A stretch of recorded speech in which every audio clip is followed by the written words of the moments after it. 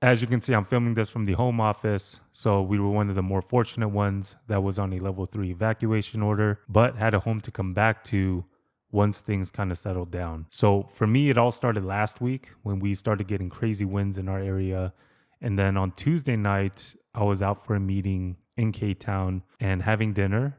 And while I was at the dinner, that's when I got an alert on my phone saying there was a fire that broke out close to my area in Altadena. Now, there were like multiple fires going on all at once, but the one that was affecting my area was the Eaton fire, which was the second biggest one. But the fire seemed pretty far from my place, so I didn't think too much about it. But after I was done eating and I was heading back home and I was getting off the freeway, I just see the fire like right there. So that's when I'm like, okay, this is much more serious than I thought. And then I also noticed the power was out on our street from the winds. So I came home to candles and board games. And then I remember that night, the winds were blowing so hard. I literally thought there was like a tornado outside. Like the roof on our house was shaking. It was loud. And apparently we were getting like 60 to 90 miles per hour winds. And in the morning, I was hoping for the power to be back so that I could start market prepping and doing my usual routine. But instead, I was getting alerts on my phone saying we're on a level 2 evacuation alert. So I decided to drive out to see what's up.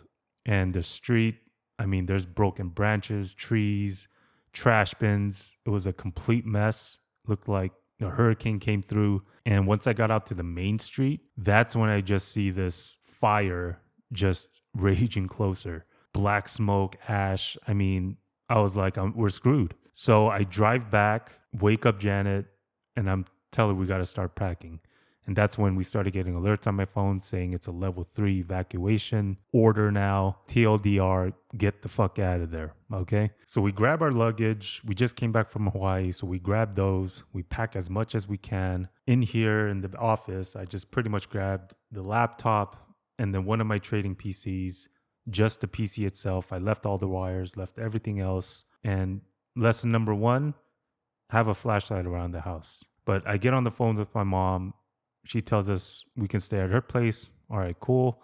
And then on our way out, my neighbor already booked it. I mean, gone, right?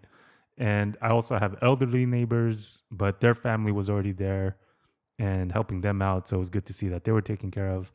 But now there's cops cruising the streets on their megaphones saying, only grab what you need, get out to evacuate. And I mean, the smoke and ash is even worse now. It's harder to breathe because of the smell. And yeah, I mean, just the power to the entire city is out. I mean, really felt like I was in one of those end of the world disaster movies. And by the time I get on the freeway, I posted a video on Instagram. Okay, so we're being evacuated and look how much smoke there is. The sun is out. Okay, sun is out, but there's so much smoke. It looks like nighttime still. There was so much smoke, you couldn't see the sky. I mean, it turned morning right back into night. I mean, LA has been hit with wildfires all the time, but to have 4 or 5 of these big ones go on all at the same time, I mean, it was crazy. So we get to our parents' house. I keep Tyson busy. I think he was a little bit overwhelmed about everything that was going on. And I couldn't day trade. I was actually in the middle of recording my week of live trading video because that was the first trading week of the year. So that got scrapped. So I ended up keeping my eye on the news and just getting updates on the Watch Duty app. And I remember that night, I woke up at like 3 a.m., looked at the app, and it got worse. I mean, 0% containment.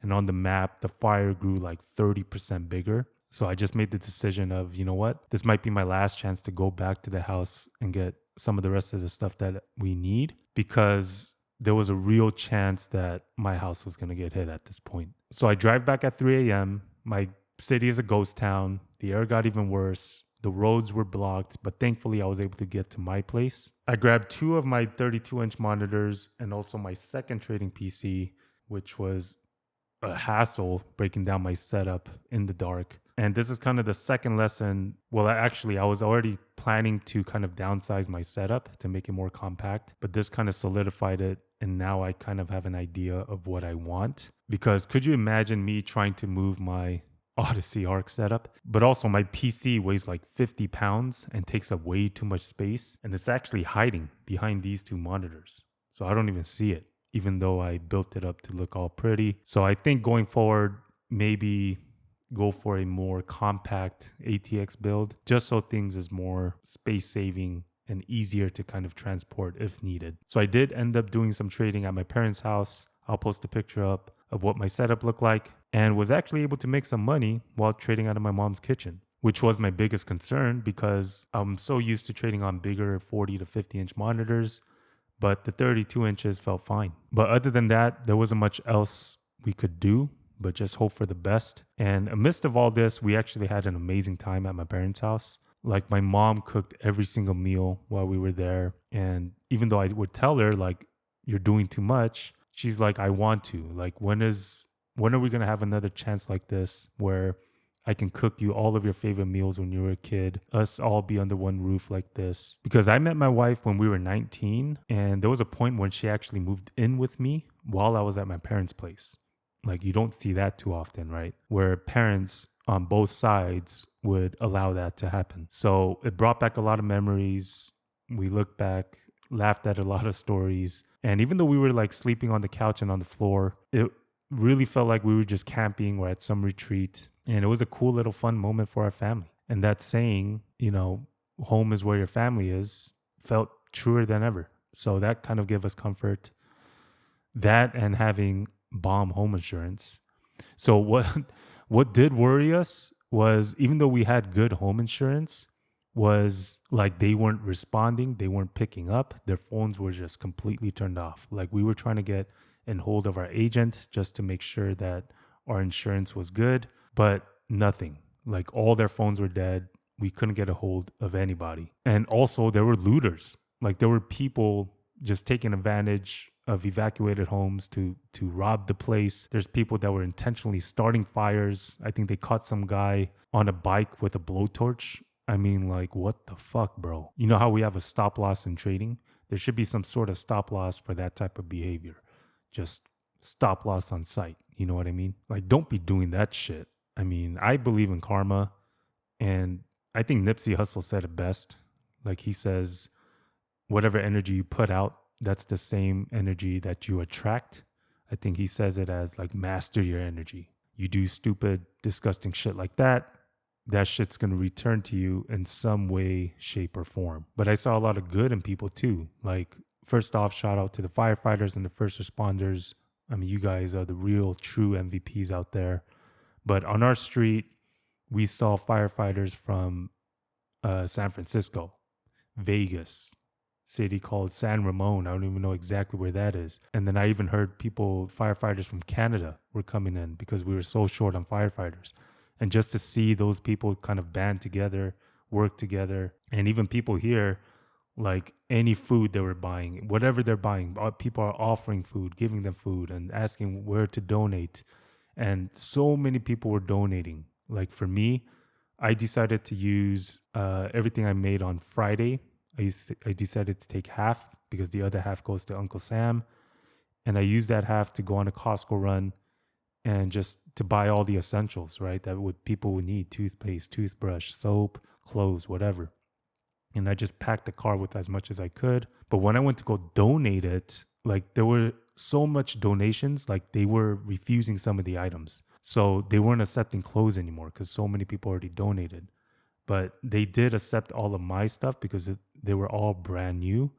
But that's how much people were donating and trying to help, like doing everything they can to help. Even Tyson wanted to help because we found out some of Tyson's friends were less fortunate and they did lose their homes. So all the parents in our class were doing something and we're going to be helping them out. As for our place, we just had some pool damages from the debris.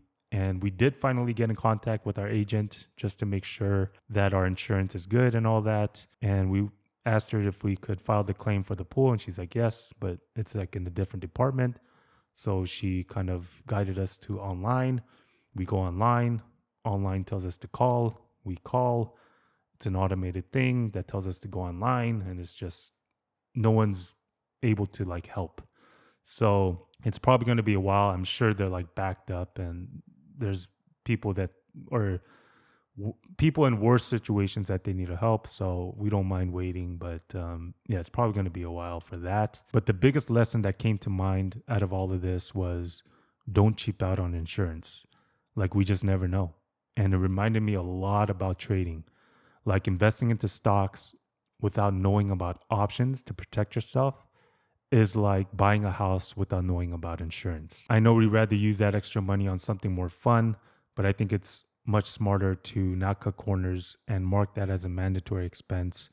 So if you do invest into stocks, I believe it's super important to know about options so that you know how to protect yourself, and just paying those premiums for a better night's sleep is 1000% worth it. Also, thank you so much for all the messages here on YouTube. I got a bunch of DMs on Instagram, texts, calls from all of you, checking up on me, making sure I'm good. So I wanted to update you, let you know we're settled back in, home is fine, everybody's healthy. And if there is a way you can help somebody that needs the help, go for it. Try to spread that positive energy. All right? I appreciate you being here, and I hope to see you on the next one. Peace.